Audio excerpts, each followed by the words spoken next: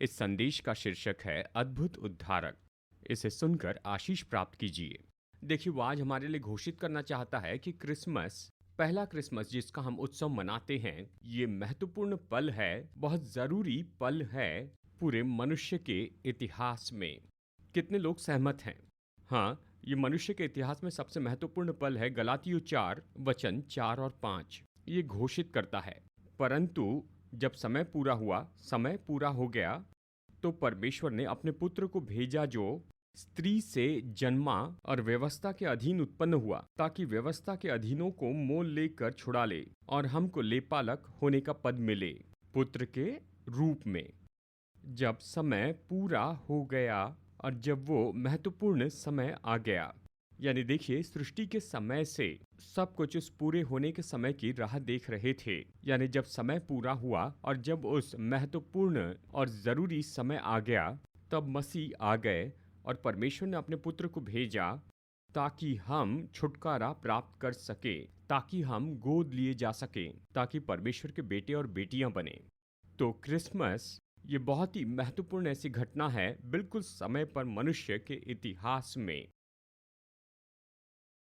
और उस समय से आगे, यानी उस पहले क्रिसमस के बाद में, उसके बाद में बहुत से उत्सव मनाए गए और बहुत सी परंपराएं आई, और उनमें से कुछ में तो मसीह केंद्र में है और उनमें से कुछ ऐसी है जिसमें, यानी कहिए कि वो तो मसीह से बहुत दूर हैं, लेकिन बहुत सी ऐसी परंपराएं हैं पूरे संसार में या स्थानिक में। मैं यहाँ पर कुछ परंपराएं पढ़ रहा हूँ। देखिए, ये तो आर्मेनियन चर्च से हैं और ऐसे कुछ आर्मेनियन विश्वासी हैं जो चेन्नई में रहते हैं और कोलकाता में, और साथ ही देखिए, ये तो उनकी परंपरा है। वो 6 जनवरी को क्रिसमस का उत्सव मनाते हैं और फिर क्रिसमस की शाम को वो अपने घर में मोमबत्ती जलाते हैं, जो कि पूरी रात जलनी चाहिए, ठीक है। और फिर वो क्रिसमस के दिन किसी तरह से मांस नहीं खाते हैं।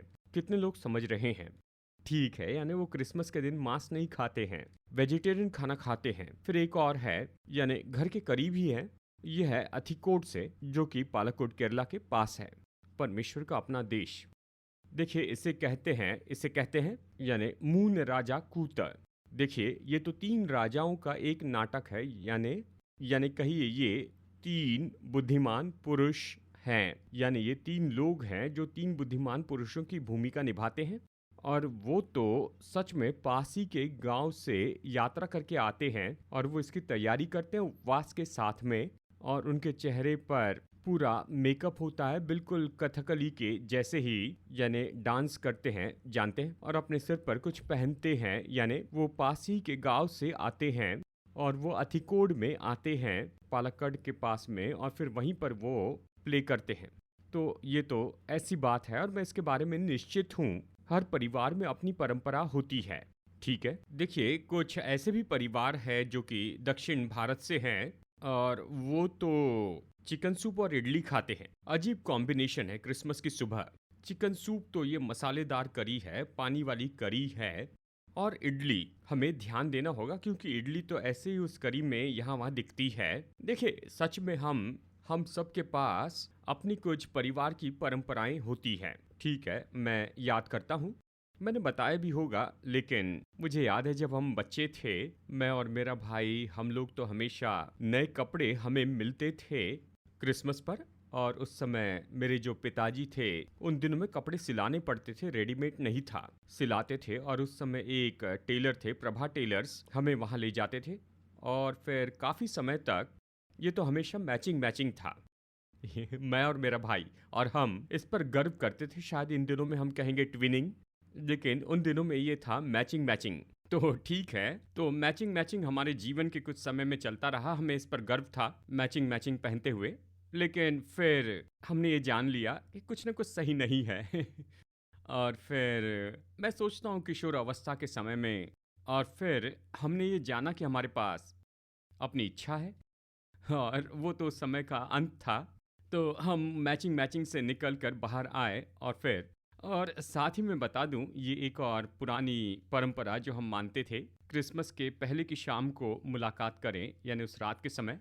मुझे याद है मेरे दादाजी पटाखे फोड़ते थे। वो इतने पटाखे खरीदते थे, यानी दिवाली के बाद कुछ डिस्काउंट सेल हुआ करता था, वो उन्हें खरीदते और ट्रंक में या बड़ी पेटी में रखते थे और क्रिसमस के एक हफ्ते पहले उसे निकाल कर अच्छे से सुखाते थे, धूप में रखते थे और क्रिसमस ईव में हम मिलते थे।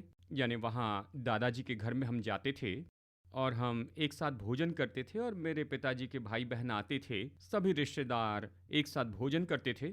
माफ़ कीजिए, ये तो बिल्कुल इसका उल्टा ही था। पहले हम पटाखे फोड़ते थे और आग जलाकर एक साथ भोजन करते थे, फिर जाते थे क्रिसमस सभा के लिए। और अवश्य ही हम क्रिसमस सभा में सोते थे क्योंकि ये आधी रात के समय होती थी। और देखिए, तो ये सारी परंपराएं हैं, ठीक है। देखिए, कई बार क्या होता है कि यानी ज़िंदगी में होता है, ठीक है, हम आगे बढ़ते हैं, यानी लोग वहाँ नहीं है जिन्हें हम जानते थे, वो नहीं है और कुछ परंपराएं चली गई। और देखिए, उसके बाद क्या होता है कि क्रिसमस, जब क्रिसमस के बारे में सोचते हैं और क्रिसमस के उस समय में जो कुछ भी होता है, इसके कारण आपके दिल में दर्द उठता है। आपको लोगों की कमी खलती है, परंपरा की कमी खलती है और आप महसूस करते हैं कि कुछ न कुछ कम है। यानी कुछ परंपराएं तो चली गई हैं, अब मसीह केंद्र नहीं रहा। मैं ये नहीं कह रहा कि ये परंपरा बुरी है, अच्छी है, लेकिन जब मसीह पर गौर होता है तो ये सारी परंपराएं और ज़्यादा जीवित होती हैं। आमेन। जब मसीह पर गौर करते हैं, जब हम मसीह को क्रिसमस से बाहर निकाल देते हैं, हम मसीह को क्रिसमस से बाहर निकालते हैं, क्रिसमस से हमारा गौर दूर करते हैं, तो देखिए, ये तो ऐसा होता है कि हम संवेदनहीन हो जाते हैं और हम इसके बारे में सोचते हैं और कई बार हम इसके बारे में दुखी होते हैं और निराश होते हैं। तो आज के दिन हम प्रभु यीशु मसीह को देखने वाले हैं, जो कि क्रिसमस के मसीहा है। प्रभु यीशु मसीह, देखिए, ये तो हमें याद दिलाता है प्रभु यीशु के बारे में, जो कि क्रिसमस में वो मसीहा है। देखिए, क्रिसमस में जो मसीहा है वो तो अनंत काल के हैं, ठीक है, वो तो अनंत काल के हैं। देखिए, कई बार क्योंकि उनका जन्म हुआ था 2000 साल पहले पृथ्वी पर, हम सोचते हैं कि वो शुरुआत थी। मुझे याद है वो बातचीत जिस समय मैं अपनी इंटर्नशिप कर रहा था, मैं तो इंटर्न था और हम वहाँ पर चर्चा कर रहे थे विश्वास के बारे में और वचन के बारे में। और मुझे याद है उन्होंने ये वाक्य कहा था कि यीशु तो बहुत बाद में आए, सारे प्राचीन वचनों के बहुत ही बाद में, यानी वो तो बहुत ही हाल ही के हैं। जब आप परमेश्वर के वचन को देखते हैं तो वचन यही घोषित करता है, यूहन्ना अध्याय वचन 1 से 3 कहता है, आदि में वचन था और वचन परमेश्वर के साथ था और वचन परमेश्वर था। यही आदि में परमेश्वर के साथ था। सब कुछ उसी के द्वारा उत्पन्न हुआ और जो कुछ उत्पन्न हुआ है उसमें से कोई भी वस्तु उसके बिना उत्पन्न नहीं हुई। और फिर वचन 14 में चलते हैं। वचन 14 कहता है, वचन देहधारी हुआ और अनुग्रह और सच्चाई से परिपूर्ण होकर हमारे बीच में डेरा किया और हमने उसकी ऐसी महिमा देखी जैसे पिता के इकलौते की महिमा। इस तरह से ये कहता है। तो हम यहाँ पर देखते हैं कि प्रभु यीशु मसीह शुरू से ही यहाँ पर थे। वो तो अनंत काल के वचन हैं, वो बाकी सबसे पहले से ही थे, ठीक है, वो तो अनंत काल के हैं, वो तो सृष्टि करता है। मसीह जो क्रिसमस में है वो तो सृष्टि करता है, वो अनंत काल के हैं। और देखिए, ऐसा कुछ भी जो बनाया गया है, यानी जो भी बनाया गया उसके बिना नहीं बनाया गया। क्रिसमस में जो मसीह है वो तो अवतार लिए हुए परमेश्वर हैं, ये दूसरी बात है, वो तो अवतार लिए हुए परमेश्वर हैं। यानी देखिए, वो तो ऐसे नहीं है जैसे कि हम सोचते हैं कि वो तो अच्छे व्यक्ति थे, वो भले व्यक्ति थे, वो अच्छी नैतिकता में जिए, उन्होंने अच्छे पाठ सिखाए, मैनेजमेंट के अच्छे सिद्धांत सिखाए, यानी जिनका हम अपने जीवन में अच्छी तरह से उपयोग कर सकते हैं। हम लीडरशिप की अच्छी महारत उनसे सीख सकते हैं, वो अच्छे गुरु हैं, अच्छे शिक्षक हैं।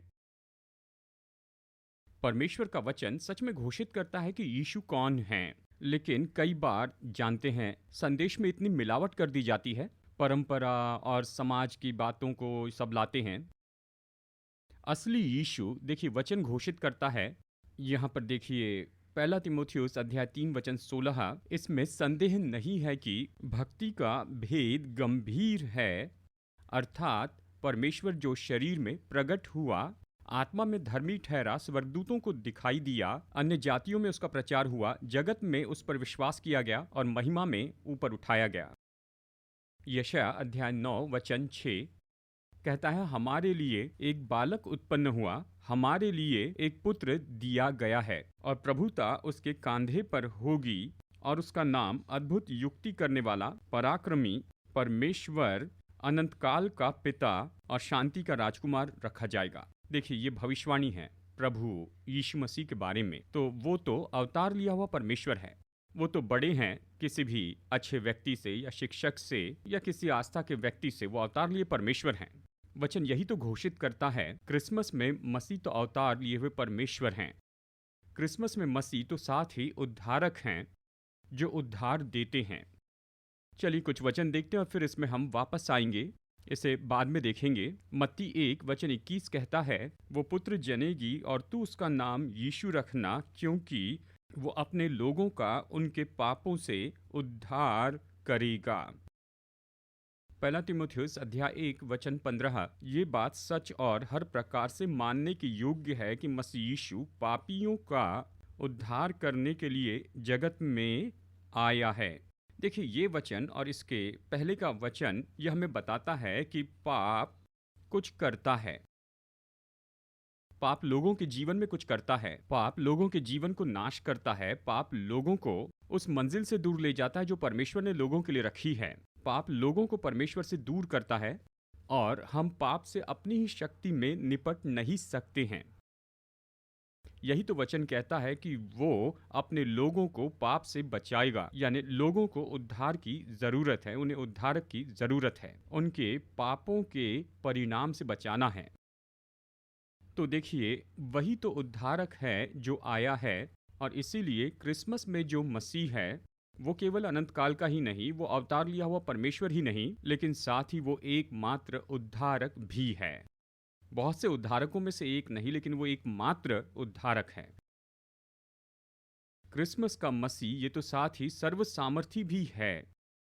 जब भी हम तस्वीर देखते हैं बालक यीशु की, जो असहाय है, कमजोर है, और हम इसके बारे में गीत भी गाते हैं, पर वो बड़ा हुआ, वो राजाओं का राजा है, वो जल्दी आने वाला राजा है, वो सर्व सामर्थी है। ठीक है, फिलिपियो 2:9-11 तो जी उठे प्रभु के बारे में बताते हैं और ये यही घोषित करता है। इस कारण परमेश्वर ने उसको अति महान भी किया और उसे वो नाम भी दिया जो सभी नामों में श्रेष्ठ है, कि जो स्वर्ग में और पृथ्वी पर और पृथ्वी के नीचे हैं, वे सब यीशु के नाम पर घुटना टेके। ये कहता है और परमेश्वर पिता की महिमा के लिए हर एक जीव अंगीकार करे कि यीशु मसीह ही प्रभु है। इस तरह ये वचन कहता है। देखिए, इस क्षेत्र के बारे में जो यहाँ घोषित किए गए हैं, सबसे पहले ये नाम तो सभी नामों के ऊपर में है।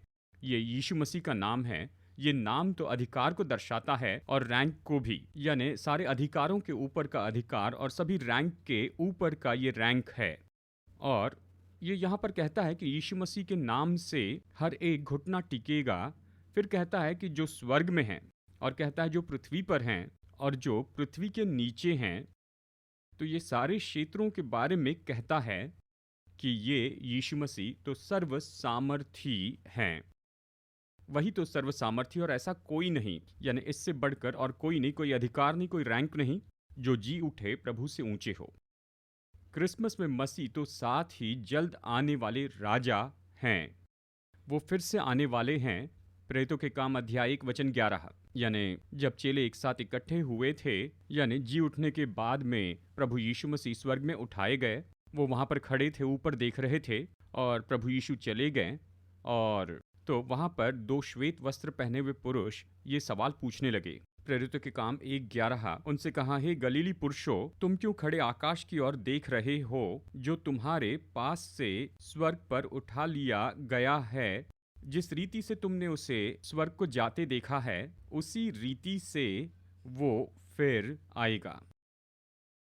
और प्रकाशित वाक्य 19 बताता है, वो आने वाला राजा है। भविष्यवाणी करता है कि उसकी आंखें आग की ज्वाला सी होगी और उसके सिर पर बहुत से मुकुट होंगे और उसके वस्त्र पर और शीर्षक होगा, राजाओं के राजा और प्रभुओं के प्रभु, जल्द आने वाला राजा। क्रिसमस का मसीह, जिसके लिए हम आनंद मनाते हैं, जिसके लिए हम उत्सव मनाते हैं, वो आने वाला राजा है।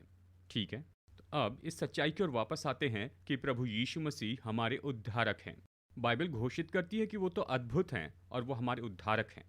वो अद्भुत है मतलब वो तो चमत्कार है, वो तो बहुत ही अच्छे हैं और वो हमारे उद्धारक हैं। हम ये वचन देखते हैं यशायाह अध्याय 9 वचन 6 में। जैसे कुछ लोग कहते हैं अद्भुत और युक्ति करने वाला एक ही शब्द है, यानी चाहे किसी भी तरीके से अगर आप इसे देखें, वो तो अद्भुत हैं। चमत्कार करने वाले वो तो बहुत ही अच्छे हैं। मत्ती अध्याय 1 वचन 21 इस सच्चाई के बारे में बताता है कि वो तो अपने लोगों को उनके पापों से बचाएंगे। यहाँ पर शब्द उपयोग हुआ है सोड्सो। इसका मतलब बचाना, बचाए रखना, सुरक्षा देना, चंगाई देना और छुटकारा देना। ठीक है, ये सब जो है प्रभु यीशु मसीह ने क्रिसमस में, मसीहा ने, क्रिसमस के मसीहा, उसने लोगों को उनके पापों से बचा लिया। और उसके बारे में इस तरह से लिखा गया कि वो उद्धारक हैं और वही छुड़ाने वाले हैं, और वो एक अद्भुत उद्धारक हैं। वो तो अद्भुत उद्धारक है, उसके बारे में हर एक बात तो अद्भुत है। उसका प्रेम अद्भुत है। उसका प्रेम तो किसी और के प्रेम के जैसा नहीं है। देखिए, उसका प्रेम तो जब आप उसे देखें, एक तरह से देखा जाए तो एक तरफा है। एक तरफा प्रेम। मैं ये क्यों कह रहा हूं? क्योंकि ये कहता है पहला यूहन्ना 4 वचन 9 और 10 में, जो प्रेम परमेश्वर हमसे रखता है वो इससे प्रकट हुआ कि परमेश्वर ने अपने इकलौते पुत्र को जगत में भेजा है कि हम उसके द्वारा जीवन पाए। वचन 10, प्रेम इसमें नहीं कि हमने परमेश्वर से प्रेम किया, पर इसमें है कि उसने हमसे प्रेम किया और हमारे पापों के प्रायश्चित के लिए अपने पुत्र को भेजा। ठीक है, ये नहीं कि हमने उससे प्रेम किया या उसके प्रेम को हमने उत्तर दिया, लेकिन ये तो सच में एक तरफा है कि शुरू करें। उसने हमसे प्रेम किया, उसने खुद को हमारे लिए दे दिया कि वो हमारे पापों के लिए प्रायश्चित हो, हमारे पापों के लिए प्रायश्चित हो जाए। उसका प्रेम बहुत ही महान है, बिना शर्त का है। उसका प्रेम ऐसा नहीं कि बस केवल प्रेम के कारण ही। अगर आज आप यहाँ पर बैठे हुए हैं और ये सोचते हैं कि मैं अच्छा नहीं दिखता हूँ, मैं खुद से प्रेम नहीं करता, कोई मुझसे प्रेम नहीं करता, खैर, प्रभु यीशु मसीह ने आपसे प्रेम रखा है। वो आपसे प्रेम करते हैं। ये नहीं कि हमने उससे प्रेम किया, पर उसने हमसे प्रेम किया। उसने हमारे लिए खुद को दे दिया। देखिए, वो किसी तरह का काम हमसे अपेक्षा नहीं करता। वो ये नहीं चाहता है कि कहे ठीक है तुम इन इन बातों को पूरा करना तब मैं तुमसे प्रेम करूंगा। नहीं, जब हम पापी ही थे तब भी उसने हमसे प्रेम किया। जब हम परमेश्वर के शत्रु थे तब भी हमसे प्रेम किया। अभी भी हमसे प्रेम करता है। यीशु आज हमसे प्रेम करता है। आमेन। वो आपसे प्रेम करता है। शायद आप कहें मैं बहुत गंदगी में हूं, फिर भी आपसे प्रेम करता है। खैर, वो आपको उस गंदगी में रहने नहीं देगा, वो उस गंदगी को दूर करेगा। वो हमसे इतना ज़्यादा प्रेम करता है कि वो हमें उस गंदगी में रहने नहीं देगा। वो हमसे बहुत ज़्यादा प्रेम करता है कि हमें उसी जगह पर नहीं छोड़ेगा, लेकिन उसका तो छुड़ाने वाला प्रेम है। वो हमें वहाँ नहीं छोड़ता, वो हमसे प्रेम करता है। और उसका प्रेम तो अगापे है, मतलब आकर्षण और भरोसा। और देखिए, अगापे प्रेम को इस तरह से हम बयान कर सकते हैं कि ये प्रेम का भोज है। ये प्रेम का भोज है। और मैं सोचता हूँ हम अनंत काल बिताएंगे परमेश्वर के इस प्रेम के बारे में और ज़्यादा जानने के लिए। परमेश्वर ने जगत से ऐसा प्रेम रखा कि दिया। ये प्रेम का बड़ा भोज है। तो उसका प्रेम अद्भुत है। दूसरी बात, उसकी शांति अद्भुत है। वो जो शांति देते हैं वो अद्भुत है। जानते हैं, प्रभु यीशु मसीह का एक शीर्षक जो हम देखते हैं यशायाह 9 में, और वो है उसे शांति का राजकुमार कहा गया, उसे स्वामी कहा गया। प्रभु जो शांति के भंडारी हैं। और कई बार हम कहते हैं कि मुझे तो बस इससे निकल जाना है। ओह, फिर से क्रिसमस का समय, ओहो, बहुत ज़्यादा है। मैं जानता हूं कि चर्च के स्टाफ सोच रहे होंगे ओह सच में बहुत ज़्यादा काम है, यानी, और शायद सब लोग उत्सव मना रहे हैं और उस समय ऑफिस में जैसे कि हम बात कर रहे थे, और दूसरे लोग भी, शायद आपको एक प्रेजेंटेशन देना है या ट्रेनिंग प्रोग्राम और एक रिपोर्ट, और देखिए सब लोग मज़े कर रहे हैं। ये ठीक नहीं। काश मेरे पास मन की शांति होती। मैं तो परेशान हो जाता हूँ जब भी लेटता हूँ, तो मैं केवल एक्सेल शीट देखता हूँ और पावर पॉइंट, और मैं अपने बॉस का चेहरा देख पाता हूँ, और इस तरह। मुझे शांति चाहिए, मेरा मन तो बस मोटर के जैसे चलते जा रहा है, रुक नहीं रहा है। मुझे थोड़ी शांति चाहिए। ठीक है। देखिए, उसी तूफान में और उसी गड़बड़ी में और इतने मुश्किल ऐसे वातावरण में प्रभु अपनी शांति की प्रतिज्ञा करते हैं। इस तरह की शांति, उसकी शांति तो अद्भुत है। वो शांति का भंडारी है, स्वामी है और राजकुमार है। और देखिए वो किस तरह की शांति देते हैं। यूहन्ना अध्याय 14 वचन 27 में प्रभु कहते हैं, मैं तुम्हें शांति दिए जाता हूँ, अपनी शांति तुम्हें देता हूँ। जैसे संसार देता है मैं तुम्हें नहीं देता। तुम्हारा मन व्याकुल न हो और न डरे। वो कहता है हमें डरना नहीं है। वो कहते हैं मेरी शांति, जिस शांति में मैं चलता हूँ, मैं तुम्हें देता हूँ। वाह, मुझे ये चाहिए, मैं इसमें चलना चाहता हूँ। क्योंकि उस तरह की शांति ने ही उसे तूफान के बीच सोने दिया, उस नाव में। वो उसी शांति के साथ में आए हैं। और यहाँ पर वो कहते हैं मेरी शांति मैं तुम्हें दिए जाता हूँ। जैसे संसार देता है वैसी शांति नहीं। संसार कहता है इन सारी बातों से दूर हो जाओ, सब कुछ शांत होना चाहिए, यानी दूर चले जाओ, किसी पहाड़ की चोटी पर जाओ, किसी रिसॉर्ट पर, और जब कुछ सब शांत होगा तभी शांति होगी। लेकिन प्रभु कहते हैं कि तूफान के बीच नाव में जबकि लहरें टकरा रही हैं, मैं तुम्हें शांति दूंगा ताकि तुम स्थिर रह सको। हम अपने अंदर ये शांति पा सकते हैं। इस तरह की शांति के लिए प्रभु कहते हैं, परमेश्वर जिस तरह की शांति देते हैं वो तो ऐसी शांति है जो एम्पायर जैसे है। आपको इस शांति के साथ जीवन में राज करने को बुलाया है। ये उस एम्पायर जैसे है जो हमें कुछ निर्णय लेने में मदद करता है, यानी ऐसे दबाव से भरे हुए पलों में। ये ऐसी शांति है जो मसीह यीशु के द्वारा हमारे हृदय और मन की रक्षा करती है। ये ऐसी शांति है जो रक्षा करती है हमारे हृदय और मन की, हम सभी की। देखिए, हम उसकी शांति में आराम कर सकते हैं, विश्राम कर सकते हैं, क्योंकि उसकी शांति बहुत अद्भुत है। खैर, तीसरी बात, यानी उसका प्रेम अद्भुत है, उसकी शांति अद्भुत है, उसकी क्षमा भी अद्भुत है। आमीन। उसकी क्षमा तो अद्भुत है। रोमियो 5:8, परंतु परमेश्वर हम पर अपने प्रेम की भलाई इस रीति से प्रकट करता है कि जब हम पापी ही थे तभी मसीह हमारे लिए मरा। इफिसियों 4:32 इसके बारे में बताता है। कहता है, एक दूसरे पर कृपालु और करुणामय हो, और जैसा परमेश्वर ने मसीह में तुम्हारे अपराध क्षमा किए वैसे ही तुम भी एक दूसरे के अपराध क्षमा करो, जैसे परमेश्वर ने तुम्हें क्षमा किया। देखिए, इस तरह की क्षमा परमेश्वर आज आपको और मुझे दे रहे हैं। परमेश्वर ने मसीह में, जबकि हम पापी ही थे, और आज वो क्षमा हम में से हर एक के लिए उपलब्ध है। यानी चाहे आप विश्वासी हो या यीशु मसीह के अनुयायी हो, या फिर आप प्रभु के पीछे चलने की सोच रहे हैं, या फिर आप प्रभु से बहुत ही दूर हैं, तो ये क्षमा तो निश्चय ही आज ही उपलब्ध है। आज ही ये हमारी हो सकती है। अब देखिए, उस क्षमा में का सबसे अच्छा भाग ये है, हम आगे बढ़कर उस क्षमा को हमारे द्वारा दूसरों तक पहुंचा सकते हैं। हम उसी क्षमा को दूसरों को दे सकते हैं, मतलब हम दूसरों को क्षमा कर सकते हैं जिस तरह उसने हमें क्षमा किया है।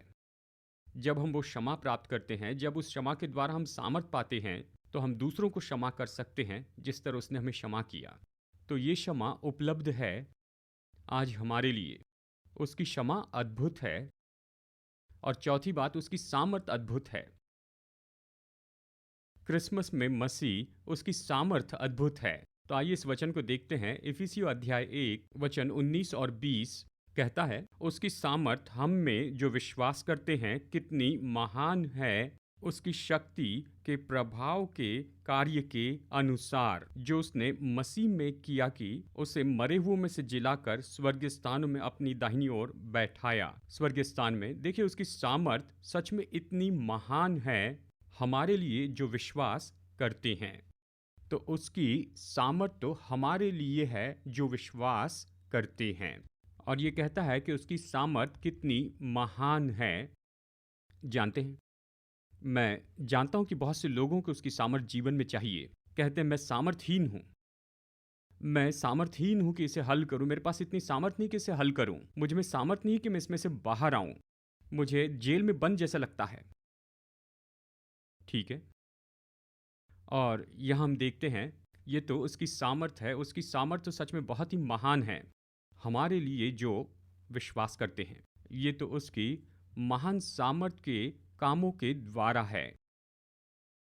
प्रेरितों के काम 10 वचन 38 ये कहता है कैसे परमेश्वर ने यीशु नासरी का अभिषेक किया पवित्र आत्मा और सामर्थ के द्वारा, जो भलाई करता फिरा और जितने भी शैतान के सताए थे उन सबको उसने छुड़ाया, क्योंकि परमेश्वर उसके साथ था। वो भलाई करता फिरा, उसका अभिषेक किया गया था पवित्र आत्मा के द्वारा और सामर्थ द्वारा। तो ये सामर्थ जिसके कारण ये भले काम होते हैं, परमेश्वर की सामर्थ जिसके कारण चंगाई होती है, जिसके कारण शत्रु के काम तोड़े जाते हैं हमारे जीवन में, हमारे परिवार के सदस्यों के जीवन में, हमारे आसपास में शत्रु की सामर्थ तोड़ दी जाती है परमेश्वर की सामर्थ के द्वारा। ये सामर्थ तो हमें दी गई है, ये विश्वास करने वालों के लिए उपलब्ध है और प्रभु यीशु मसीह चाहते हैं कि हम इस तरह की सामर्थ में चलते चले जाएं। तो उसकी सामर्थ अद्भुत है और अंत में उसका उद्धार तो अद्भुत है। उसका उद्धार तो सच में बहुत ही अद्भुत है। परमेश्वर ने हमसे इतना प्रेम रखा है कि उसने अपना इकलौता पुत्र दे दिया ताकि जो भी उस पर विश्वास करे वो नष्ट ना हो परंतु अनंत जीवन पाए। ये जो उद्धार है ये सच में अद्भुत है, ये सच में महान है। वो इसलिए आया कि हमारे जीवन पर से पाप की सामर्थ को तोड़ दे। वो इसलिए आया कि हमारे जीवन पर से शैतान के सताने की सामर्थ को वो तोड़ दे। वो शैतान की अधीनता को तोड़ने के लिए आया जो केवल चोरी करने, घात करने, नाश करना चाहता है। वो आया कि हमें शांति, अर्थ और उद्देश्य दे सके। वो इसलिए आया ताकि वो हम तक पहुंच सके और हम उस तक नहीं पहुंच सकते हैं हमारे खुद की कोशिश और परिश्रम के द्वारा, परंतु वो हम तक आ गया। वो हमारे पीछे हमें ढूंढते हुए आया और पाप और शैतान की सामर्थ तोड़ी गई और वो इसलिए आया ताकि वो हमारे पापों का दाम चुका सके। जो हमें रोके रखता है उसके लिए दाम चुकाने आया और जो भी हमें बांधे रखता है उसके लिए दाम चुकाए और हमें छुटकारा दे और हमारे साथ में रहे ताकि वो इम्मानुएल हो, परमेश्वर हमारे साथ। अगर यहाँ पर ऐसा कोई है और आपने सच में प्रभु यीशु को स्वीकार नहीं किया है, आपने उद्धार का अनुभव नहीं किया, जानते हैं आप शायद चर्च में पहली बार आए हैं, तो आप आगे बढ़ सकते हैं और कह सकते हैं कि आज मैं चाहता हूं कि सब कुछ बदल जाए। आज मैं यीशु को अपने जीवन में न्योता देना चाहता हूं और मैं खुद उद्धार का अनुभव प्राप्त करना चाहता हूं। या फिर आप शायद यीशु के साथ चल रहे हैं कई साल से और किसी तरह से, और ये सारी बात जैसे कि क्रिसमस, ये तो बस पहचानी सी बात लगती है क्योंकि हमने इसे होते हुए देखा है और किसी तरह से हम क्रिसमस का वो आश्चर्य खो चुके हैं, उस अद्भुत उद्धारक की वो अद्भुत बात खो चुके हैं और हम दूर चले गए क्रिसमस के इस मसीहा से। और शायद हो सकता है हमारी परंपराएं, ये सारी चीज़ें जो अच्छी हैं, निश्चय अच्छी हैं, लेकिन मसीह अगर इसका केंद्र नहीं है तो ये पूरी तरह से हो जाते हैं, बिल्कुल पूरा खालीपन होता है।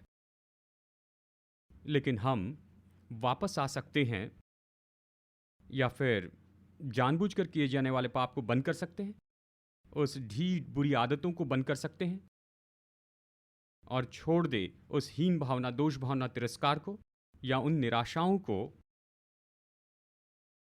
और शायद लोगों की सहमति पाना या वस्तुएं पाना। इन्हीं बातों ने आपको घेर लिया है और आप परमेश्वर की सहमति नहीं चाहते हैं। लेकिन आज हम अपने हृदय को अनुमति दे सकते हैं कि हम फिर से देखने लगे इस अद्भुत उद्धारक को। हम खुद को अनुमति दे कि उस अद्भुत उद्धारक के प्रेम को हम फिर से ले लें। हमारे जीवन को हम इस अद्भुत उद्धारक के द्वारा क्षमा प्राप्त करने दें। हम अपने जीवन को इस अद्भुत उद्धारक की सामर्थ का अनुभव करने दें और हम खुद को अनुमति दें कि हम अनुभव करें उसके प्रेम, उसकी सामर्थ और उसकी क्षमा को और उद्धार को इस अद्भुत उद्धारक की ओर से। और इस तरह से क्रिसमस में उस अद्भुत आश्चर्य को फिर से जोड़ दें। क्रिसमस के आनंद के इस आश्चर्य को वापस बनाए रखे, कहें हाँ मैं क्रिसमस मना रहा हूँ। जानते हैं, ये तो इस बात के बारे में नहीं कि मैं केवल भूतकाल में ही ऐसा खोया हूँ और मुझे उन लोगों की कमी खल रही है जो पहले मेरे साथ में हुआ करते थे।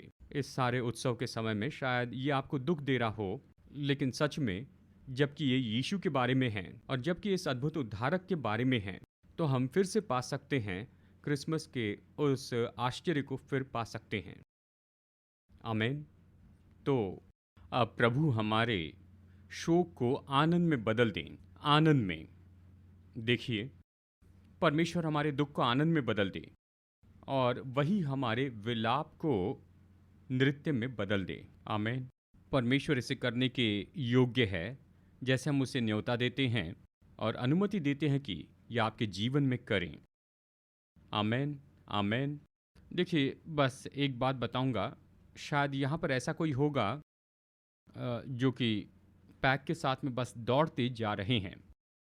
यानी पैक के साथ दौड़ने का मतलब कि आप तो अपने साथ के लोगों की सहमति चाहते हैं, आप इस तरह से दौड़ रहे हैं, और जबकि आप सहमति के लिए बस दौड़ रहे हैं तो ये चोट के साथ में दौड़ना है और आप ये अच्छे से जानते हैं कि ऐसा नहीं जिससे आपके लिए भलाई हो, लेकिन ये आपको दूर ले जाएगा। और कई बार आपने इसके बारे में सोचा, लेकिन आप इसके बारे में कुछ चुनाव नहीं कर पाए, निर्णय नहीं ले पाए हैं और बस इस तरह से भाग दौड़ करने से परिवार से दूर हो गए और इसने आपको जो अच्छा है उससे दूर कर दिया है और आप ये जानते हैं। और आज आप ये चुनाव कर सकते हैं या फिर ये निर्णय ले सकते हैं कि दूसरी दिशा में दौड़ेंगे, कि आप यीशु की ओर दौड़ेंगे। यानी ऐसा कोई व्यक्ति है जो कि यीशु की ओर दौड़ते जा रहा है, यीशु की ओर दौड़ते आए। आप ये द्वार खोलिए, ये चुनाव कीजिए और यीशु के पास दौड़ कर आइए। जरूरी है।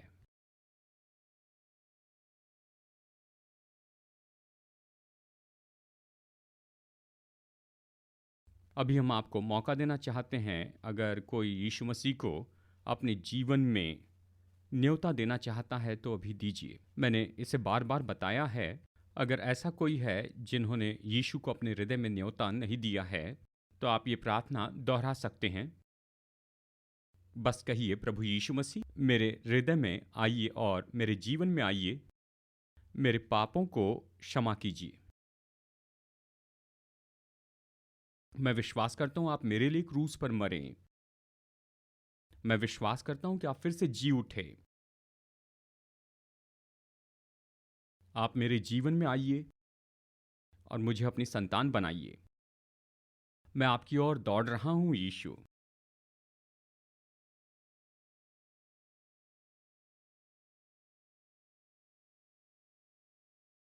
और अगर किसी ने ये प्रार्थना की है तो आप अपने हाथ उठा सकते हैं। यानी निश्चय ही अगर आपने ये प्रार्थना अपने जीवन में पहली बार की है, क्या यहाँ पर कोई है?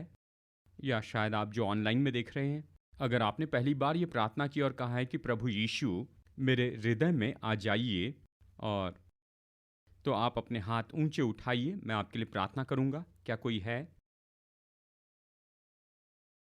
धन्यवाद। ठीक है, ठीक है। हाँ, आप जो ऑनलाइन में देख रहे हैं, शायद आपने ये पहली बार प्रार्थना की है, तो आप हमें लिखकर बता सकते हैं। और देखिए, ये आपने जीवन शुरू किया है कि यीशु के साथ में जिए और इसके साथ यात्रा करें। इसके पहले कि संदेश खत्म करें, मैं आपको कुछ अनाउंसमेंट बताना चाहता हूँ और मैं परिवार का धन्यवाद करता हूँ। और देखिए, यानी उन्होंने केक को स्पॉन्सर किया है हम सभी लोगों के लिए, हमारे लिए प्रबंध किया है, तो क्रिसमस केक हमारे लिए सर्व किया जाएगा जैसे आप यहाँ से बाहर निकलेंगे। और ये केक पैक किए हुए हैं, आप बाहर निकलते समय से ले जा सकते हैं। और अभी हम उस परिवार को धन्यवाद देते हैं। हाँ, तो चलिए अंतिम प्रार्थना करते हैं। तो अब प्रभु यीशु मसीह का अनुग्रह और पिता परमेश्वर का प्रेम और पवित्र आत्मा की संगति हमारे साथ हो और हमारे साथ में बनी रहे, अभी इस समय और आने वाले दिनों में। यीशु के नाम में आमेन, आमेन। संदेश सुनने के लिए धन्यवाद। भरोसा करते हैं कि संदेश आपके लिए आशीष रहा। मुफ्त के स्रोत पाने के लिए, जिनमें है सरमन नोट्स और पब्लिकेशन, पाने के लिए विजिट करें apcwo.org पर। बैंगलोर के एपीसी बाइबल कॉलेज की जानकारी पाने के लिए विजिट कीजिए apcbiblecollege.org पर। याद रखिए, all peoples church Bangalore app download कीजिए ऐप या गूगल प्ले स्टोर से।